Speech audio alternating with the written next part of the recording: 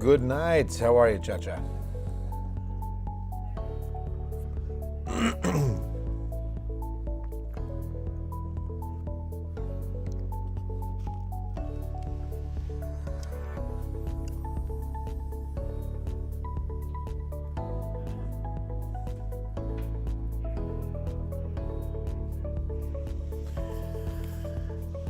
What happens if you eat yeast and shoe polish?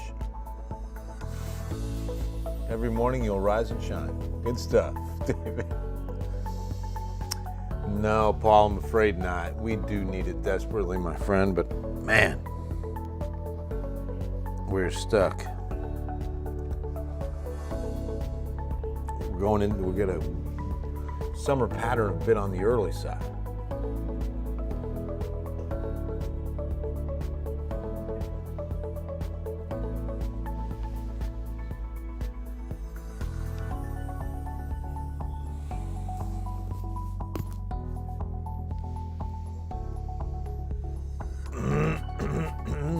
Excuse me, pardon me as I clear my throat. Let me clear my throat.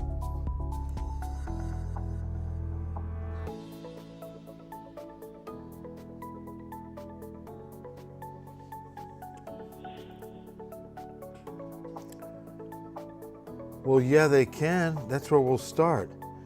Come on. Charlie, Carter, Mo, Bill Taylor, Ken's 5 Digital Center. That's how we open up on a Tuesday night with the Mo's. Give me some Mo. What's going on? Charlie and Carter, happy Tuesday night.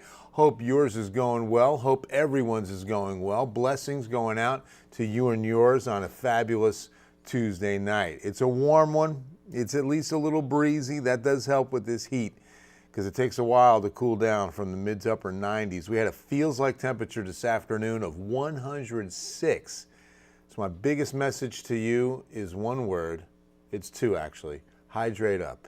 Hydrate up. Make sure you're drinking water before you're out in this heat. During the times that you're out in this heat, after you're out in this heat, just keep drinking water, because I'll tell you, it will zap your body fast. What's up, Jill?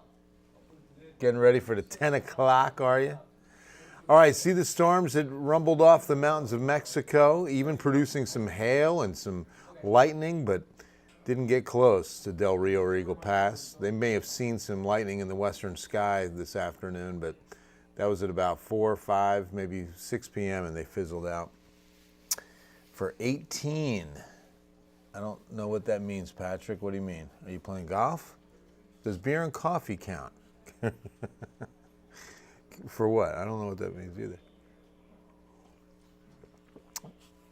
All right. Want to show you what a severe weather outbreak for the U.S. First, we've got some severe thunderstorm warnings in central Texas between San Angelo and Waco, Mills County. Severe thunderstorm warning. So this is what can happen. These storms, now this is a little north of the cap of upper air high pressure, warm air aloft, capping the environment. Remember, for thunderstorms to work, for the convective process to be effective, you've got to go from warm air rising up into cold air aloft. If you go from warm air up into more warm air, nothing happens. So with that cap, what can sometimes occur is a storm can punch through the cap if it's strong enough. And if that is the case, it'll be a severe thunderstorm. So that's why anything that does develop would be isolated, and little to no chance of that. Look at the tornado warnings. Let me switch over to a NowRad product so you can see those storms now. Look at that.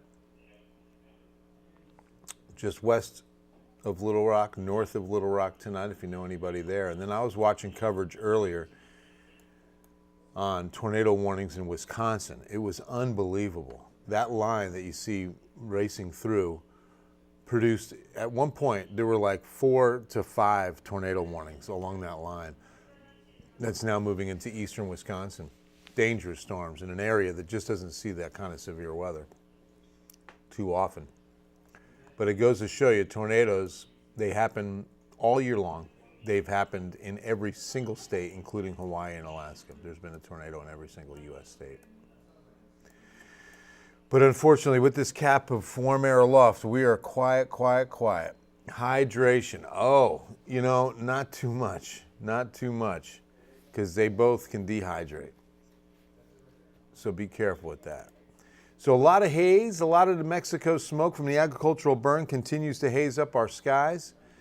So the air quality hasn't been affected too much. We've been running moderate. I've been keeping an eye on these live monitors. Only Houston and Brownsville showing unhealthy for sensitive groups at this point.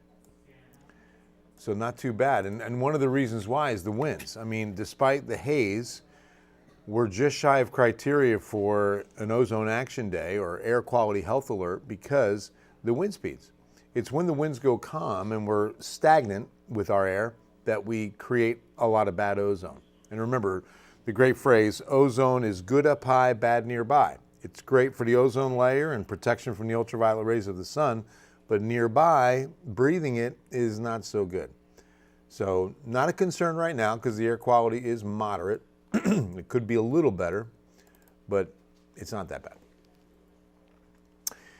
So here's the ridge of high pressure. You see it kind of easing off to the east a bit, but still well in control of the southern United States, but especially South Texas, and keeping things high and dry for the next several days. So let me show you the computer model. It had those storms making it across the border into Carrizo Springs, but that didn't happen. Those storms are already gone. But at least this model did have a good, handle on that early. So you can put some confidence in this model moving forward. And as we get into Wednesday night, tomorrow night, 11 p.m., we've got some storms over Fredericksburg.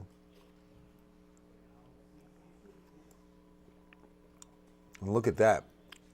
Now these can get dangerous. These kind of storms in this environment, like I said, breaking through that cap, they can be dangerous. Now you can see really good storm right over Comfort, Texas, northern Kendall County at midnight. Now this would be great because Kendall County, almost the entire county, has been under extreme drought for several months. And they're the only extreme drought county around here. Now you can see just skimming across northern Bexar County through about 1 a.m., the storms cover Comal County, so Canyon Lake to New Braunfels and Seguin, and then dissipating before or by 3 a.m. And that's it. I mean, we're not expecting much more than that line of develop. Now, with that said, tonight, the Severe Prediction Center says a 1 out of 5, and that was really from those storms I just showed you, making it across the border, that any of those would be severe for us. Not much of a change tomorrow. Still a 1 out of 5 for Wednesday night into early Thursday. But look what happens up north. So this is why I had to warn my daughter, who lives up north of Dallas, that she's in a 3 out of 5 risk tomorrow night, early Thursday.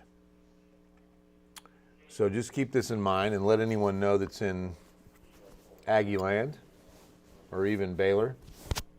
Of course, it's coming to the close of that, but I'm sure you'll have some students there over the summer. But a good portion of North Texas in a 3 out of 5 risk tomorrow night. Windy downtown, yeah, Stephen, it feels good, right? Today confusing. It looked very much like the atmosphere was primed. Yeah, it looks like it, especially in the morning, right? But no trigger. And with, again, a cap over us, it's really hard for things to develop.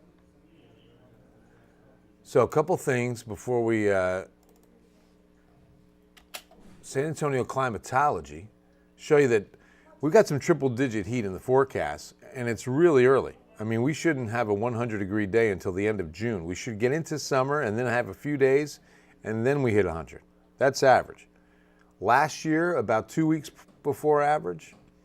This year could be about a month before average because we're expecting it this weekend. With this kind of heat, again, please make sure you're hydrating and paying close attention to your body.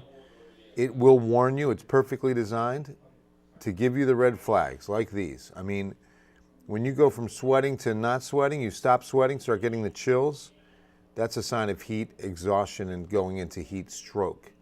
It's time to call 911. Faint and dizzy, then you start getting a headache.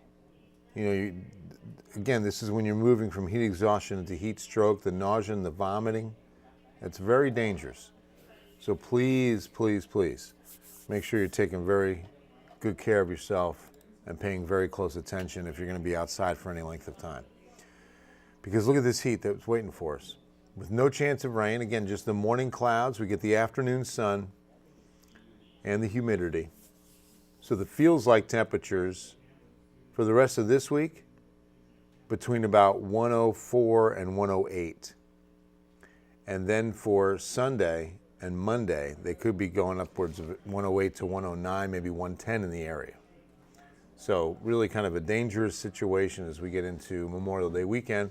More of you are going to be outside, barbecuing, doing things together. Please remember that, okay? Make sure you are hydrating. Oh, Gary, yeah, definitely. Good insulation will cool your homes, guys.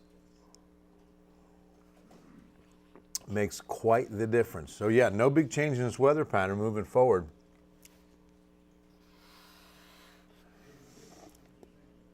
Please make sure you're hydrating. Dangerous heat. I'm thinking about the Carry the Load crew. You know, Carry the Load is the three routes across the United States that all converge on Dallas for Memorial Day Monday. Restoring the true meaning of Memorial Day. They carry the load, carry someone, not literally, but you're carrying someone who lost their life for this country.